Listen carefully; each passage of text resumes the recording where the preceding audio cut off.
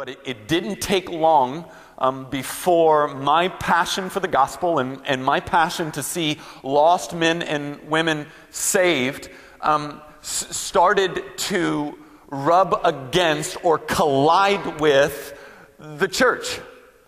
And so it wasn't very long, and I can give you dozens and dozens of stories, but really one that kind of broke the camel's back, where I decided if I was going to do this, I wasn't going to do it as a churchman, because the church, more often than not, was an enemy of conversion and not its friend. I'll give you an example. This turn in me, this break in me happened that God has been just disciplining me on ever since. Occurred my freshman year of college when I randomly sat next to I'm a freshman in college, I'm sitting next to a 26-year-old single mother who's coming back to school to try to get a degree, never been to church, didn't know much about Jesus, and so we began this ongoing dialogue about the grace and mercy of Christ in the cross. And so me and some of my crew go over to her house and babysit her daughter. She's actually in an extramarital affair at the time with a married man. And so we talk through that, the wisdom in that. This is the relationship we had, just kind of serving her and trying to explain to her spiritual things.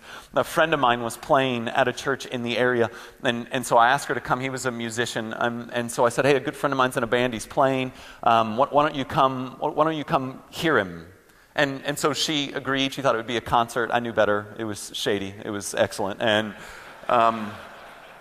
she came with me, and we listened to Robbie play, and he was tremendous, just a real anointed guy. And then the minister got up, and he said, today I want to talk to you about sex. And so I immediately go, uh-oh, this could be a problem. And he took a red rose, and he smelled it, and he showed how pretty it was, and then he threw it out into the crowd. He goes, everybody needs to smell this. There's about 1,000 of us there, almost all of us college and high school. Smell the rose. I want you to smell it. I want you to touch it. I want you to see the texture in it. Do it, and I'm going to teach. And then he began what honestly, up until this day, and this might have to do with my heart, I'm still wrestling, was one of the worst, most horrific handlings of what sex is and what it isn't that I ever sat through. It was fear-mongering at its best. It was, you don't want syphilis, do you? And everybody's smiling and having a good time until there's herpes on your lip, and right? And so I'm just thinking with Kim beside me, what are you doing? What are you doing? And then as it wraps up, he goes, where's my rose? Where is it? Where's my rose? And, some kid came up, the rose is just completely jacked up. It's broken, the things are off, the petals are broken. And he lifts it up, and his big crescendo, his point is to hold up that rose and go, now who would want this?